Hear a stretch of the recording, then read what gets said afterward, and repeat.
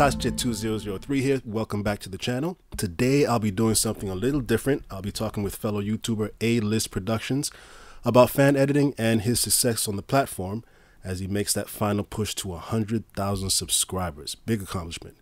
But before we get into it, if you are new to this channel, please take a second to hit that subscribe button and ring the bell to stay up to date with all the new stuff I have planned for you guys. So, as you may or may not know, I'm a big advocate for fan editing and fan films. I'm excited to have this opportunity to shine a light on the culture of fan editing because I feel like it's one of the very few things we fans can do to voice our opinions about the rest of the world. Voice our opinions to the rest of the world about movies, literature, art, all in a way that's not only impactful but legitimately entertaining. And today I have a very special guest with me to touch on those very things. You may know him from his own fan films such as Superman: The Golden Child, Star Wars: Unity of the Force, or fan edits like Avengers vs. Justice League, or Superman vs. The Flash. With over 90K subscribers to date, he has seen some great success on YouTube, and that all coveted YouTube silver play button is just around the corner. Please welcome Andrew List, aka A-List Productions.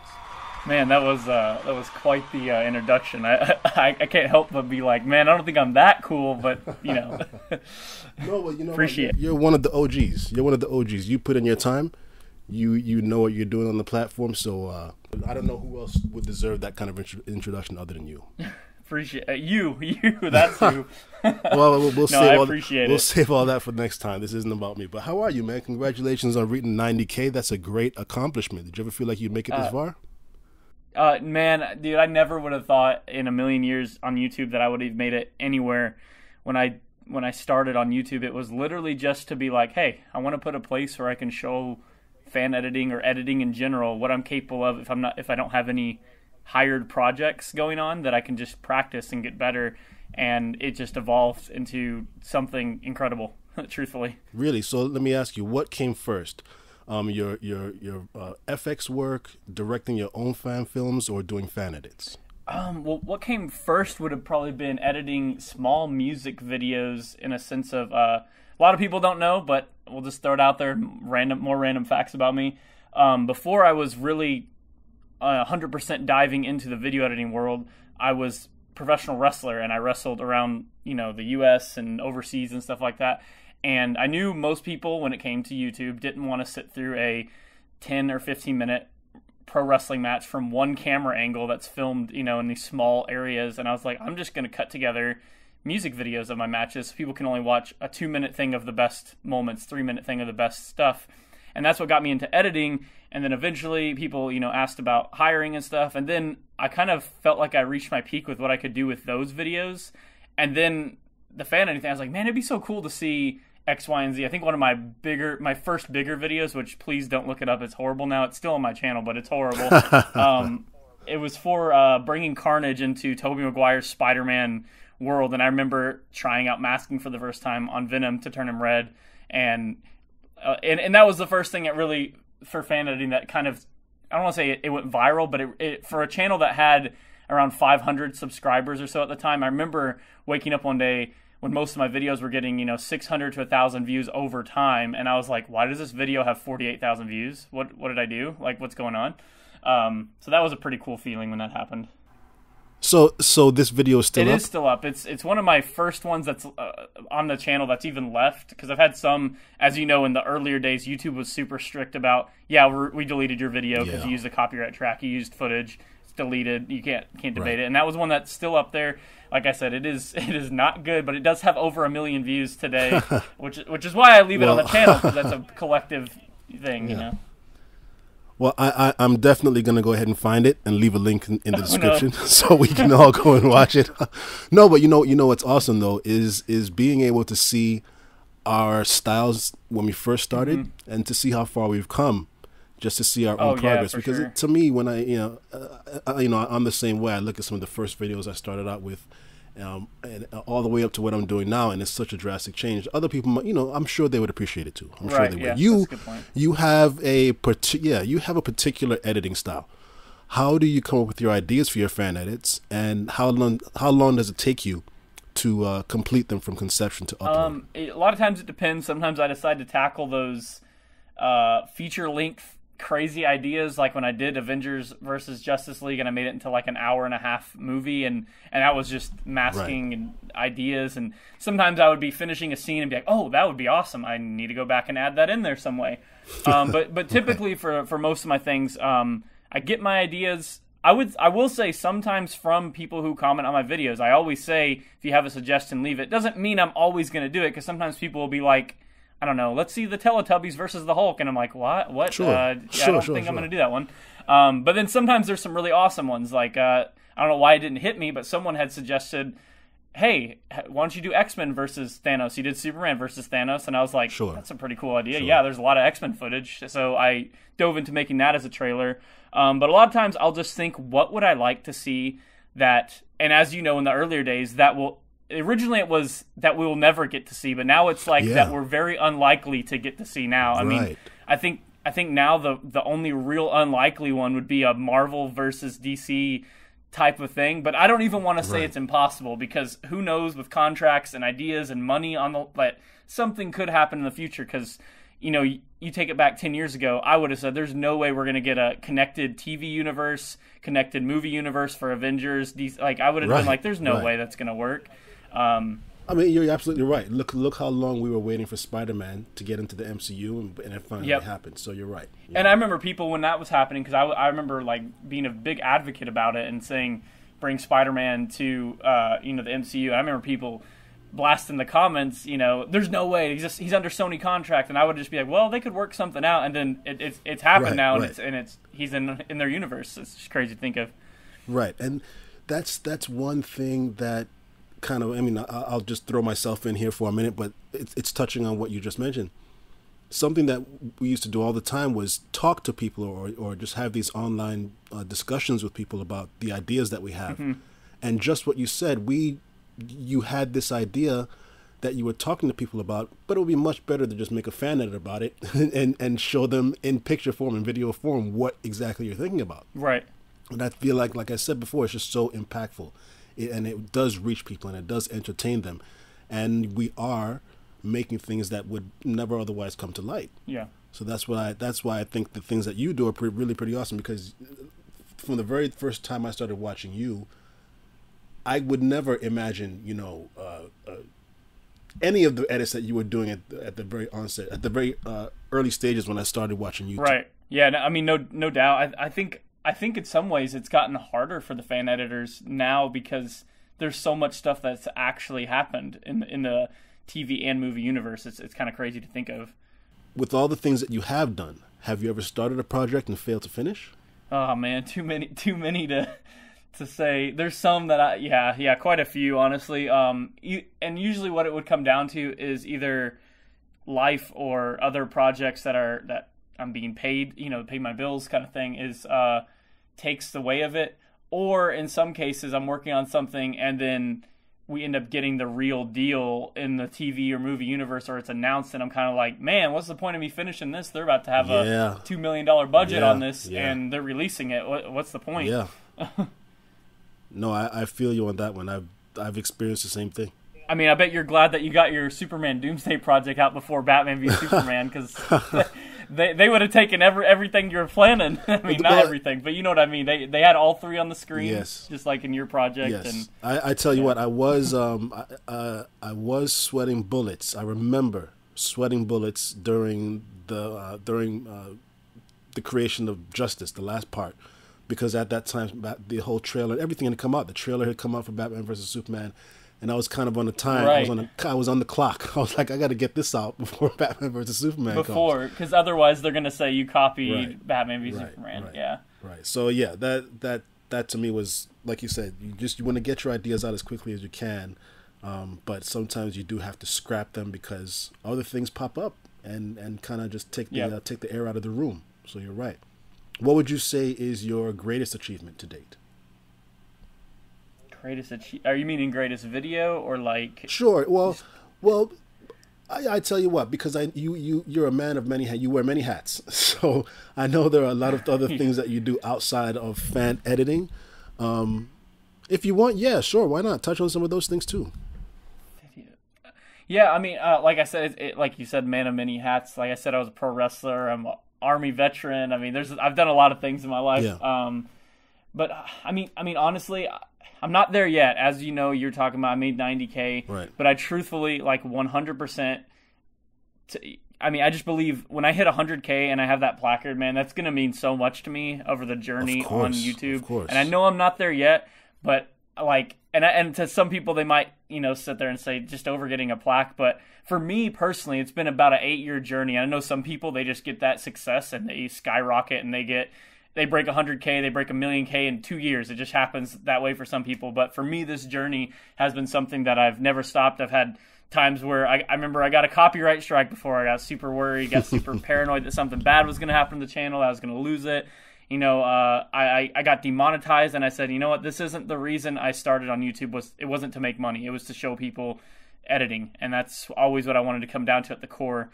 I honestly think the greatest achievement will be reaching 100K. Other than that, I would say just the fact that people are legitimate fans of something that I'm creating on my laptop or my desktop for fun. Right. And people legitimately are subscribed to watch, oh, what cool thing is he going to make for fun? Because that's ultimately what it is.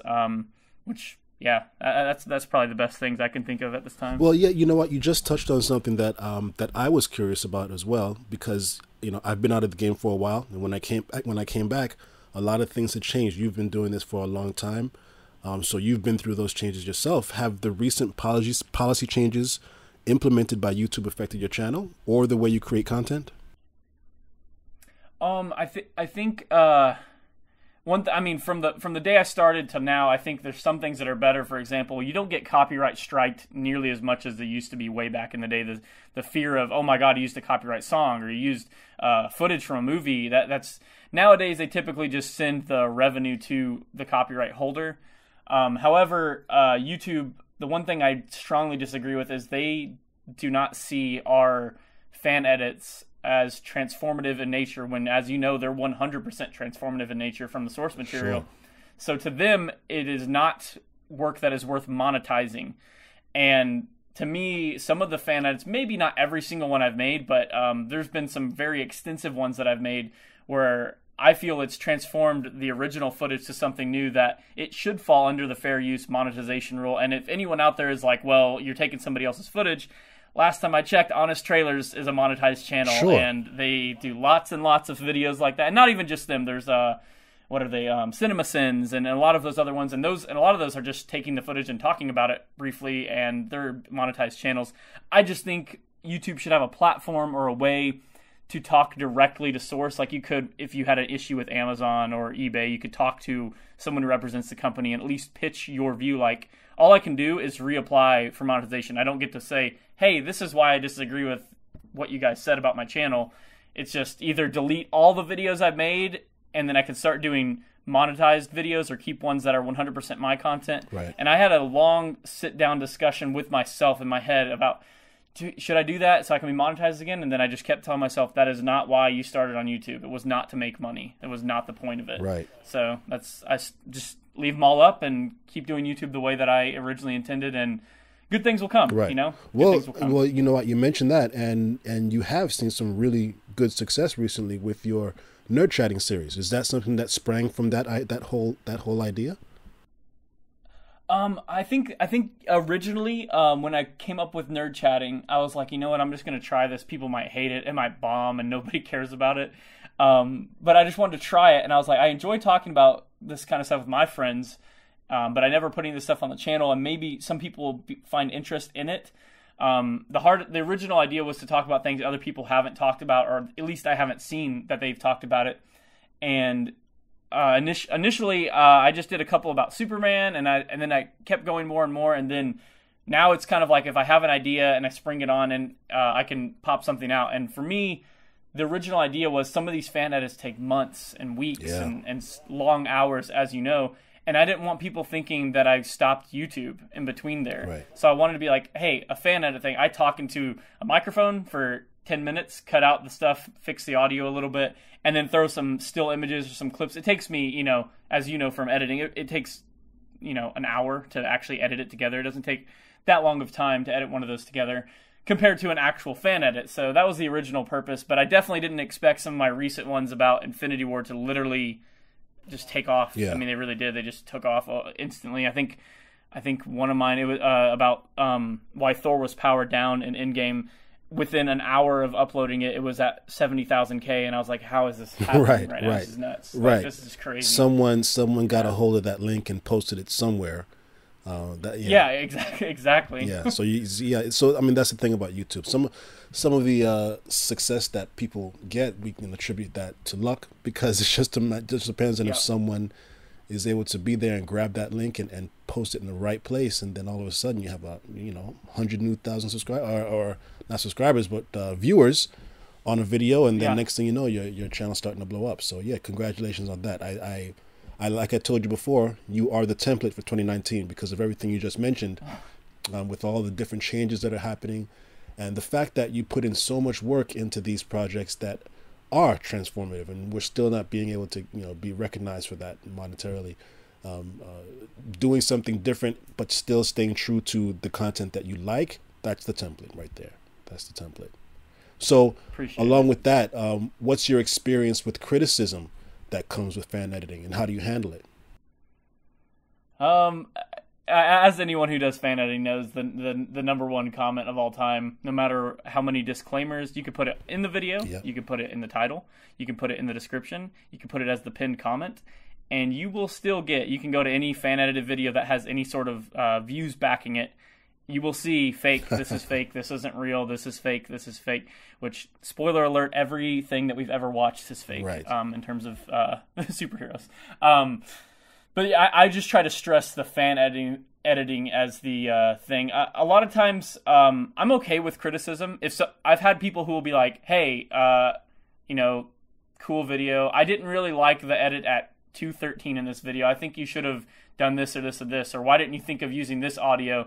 Or why didn't you use this audio piece?" And usually I'll be like, "I didn't think of it. That's a good idea, but I made the video already. That was a good idea, though." I try to be reasonable if somebody leaves it. I'm okay with somebody not liking my video, but I would love to actually have feedback. The dislike doesn't give me feedback. I just see, oh, somebody gave it a thumbs down, but they didn't tell me why they didn't like it. They didn't tell me, hey, I think you should have made this a little longer, or this should have been shorter, or, sometimes I think people just leave the thumbs down to break up the thumbs up. I've had some videos that, ends up having 700 likes, and then there's randomly one dislike, and I go, oh, let's see if they left a comment. No comment. Okay, well, I don't have anything to learn from this to try to go forward. But my method is pretty much always just majority rules. So as long as the majority of people like what you're creating, then you're good. You're good to go.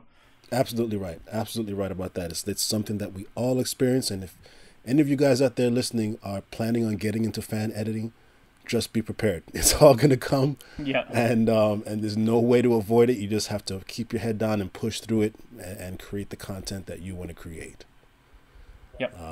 Can you talk about any projects that you have coming out? So it's another pretty big, it's a pretty ambitious thing to tackle. Again, I guess I could say, once we get in-game footage that's available for use in HD, I plan on diving in. I've already started things that I can work on prior to, but I plan on doing a updated Justice League versus Avengers. And what I mean by that is, people who don't know, is the Justice League versus Avengers I did before. This is before Batman v Superman came out. So think about the amount of footage that's available now. Even though I didn't particularly love Justice League, that's a lot of footage to work with the Justice League people on the screen. That's my plan, to have that, and especially since, again, spoiler, if someone still hasn't seen Endgame, I don't know how they wouldn't have, but time travel's involved, so that's something I'm really excited to get to play with, and how the Avengers meet the Justice League. I have a lot of ideas of incorporating everything. It's always fun to take the scenes and mash up the dialogue. That's always my favorite thing to do, is see what creative scenes you can come up with, dialogue from different things. That's one of the things that I always thought you were great at, which is putting dialogue and scenes together in a way that really, really does transform what you've already seen to make it, brand new. It makes it absolutely brand new. When you when you go into a situation like that, are you strictly looking at the material to see how you can manipulate it, or are you influenced by outside films or other things that that you might bring to the table?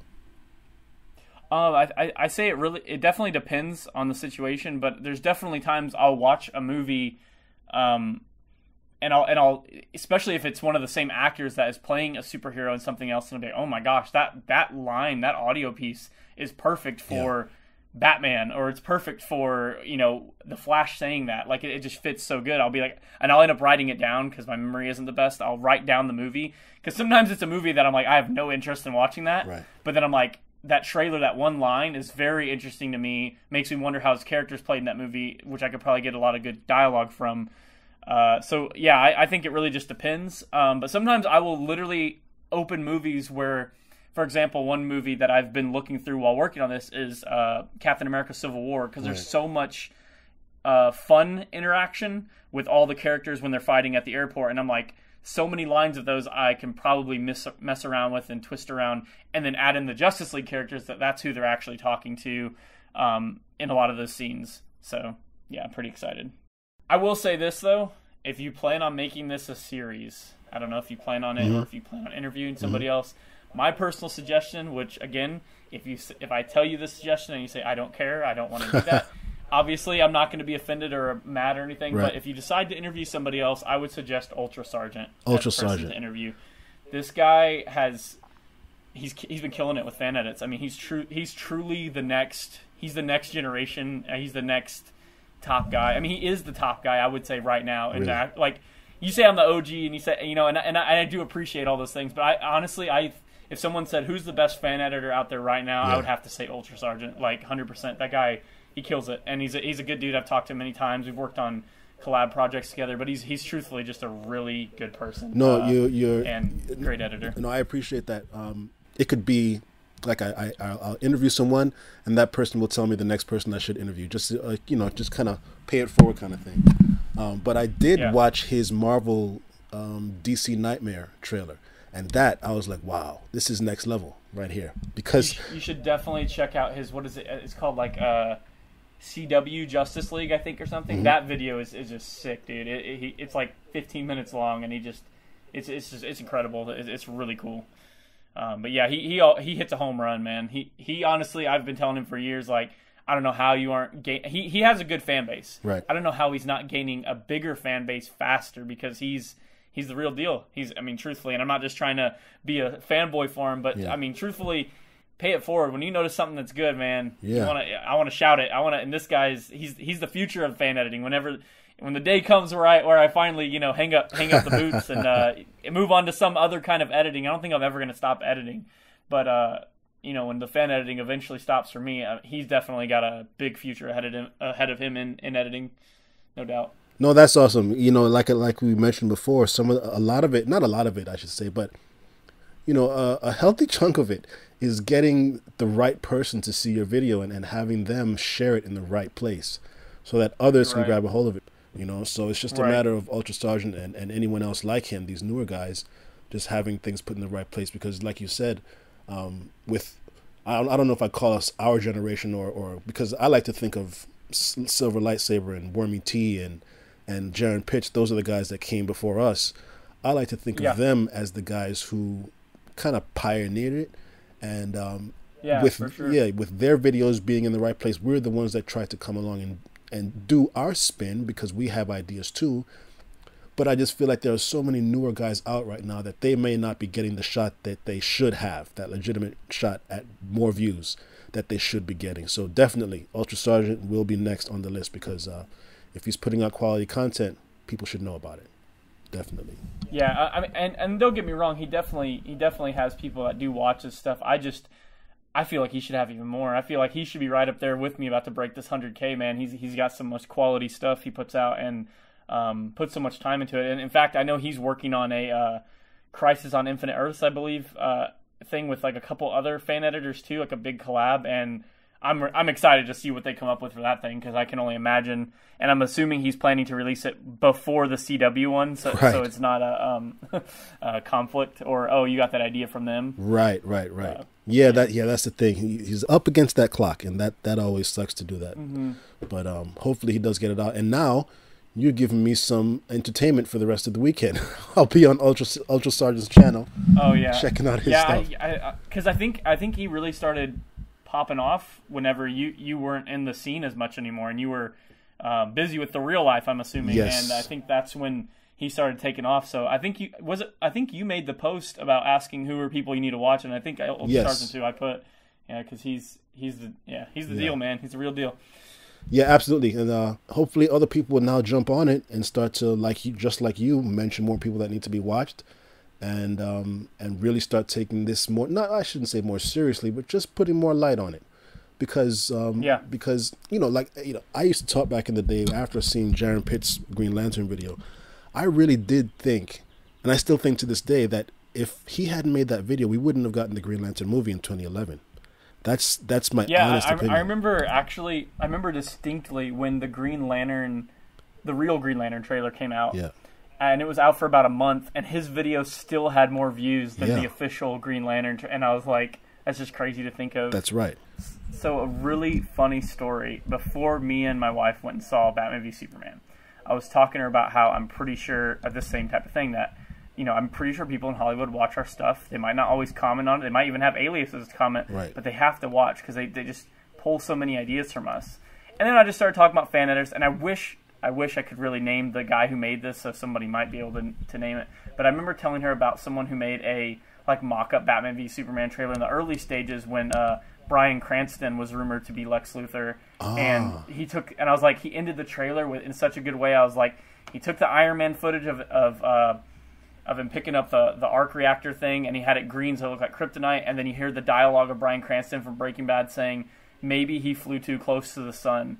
And then in Batman v Superman, that night, hours later, Lex Luthor says the line, you flew too close to the sun, talking about Zod and his body. And me and my wife just turned to look at each other in the theater, just like, wow, what are the chances of that? Yes. Now I'm going to have to find that video. I got to find it.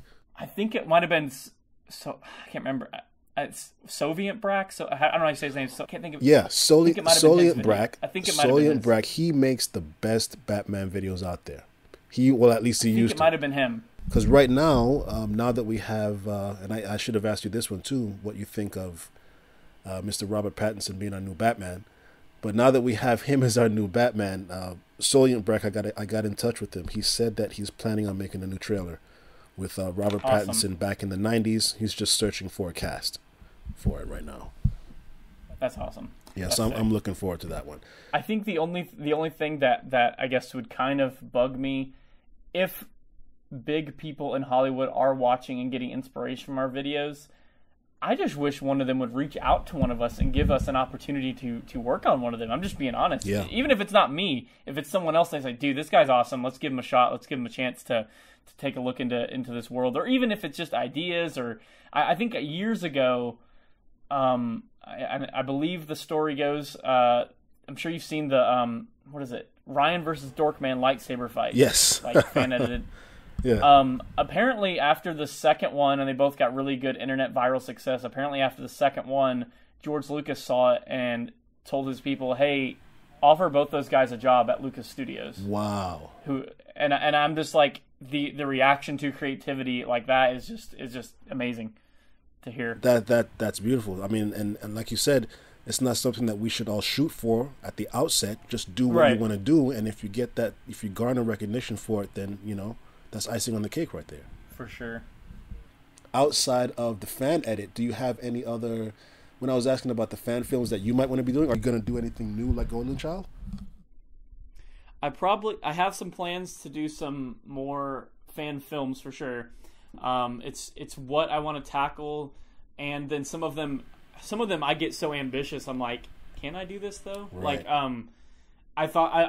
I've had the idea for a couple years about doing a Pokemon fan film, and not in the way that they did for Detective Pikachu, but to have the Pokemon look real and to look scary. Some of them, look terrifying or look, whatever. But I know if I did that, I would really have to hire some bigwig editors that can pull off those effects beyond my ability from what I know how to do.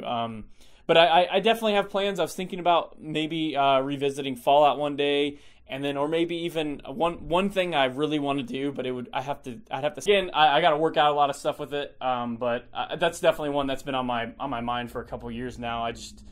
Especially when I was stationed in Germany, I actually got to go to Normandy, so I've seen the real area. I've looked at it, and I've been like, man, that would be such a cool thing to do. It'd be such a unique thing. And the biggest thing is not making somebody feel offended or insulted from you retelling a real life event. It's not meant to be disrespectful ever, but some people will probably take things that way. Sure. I mean, but if you have a story to tell, and it's not being done in a disrespectful way, why not?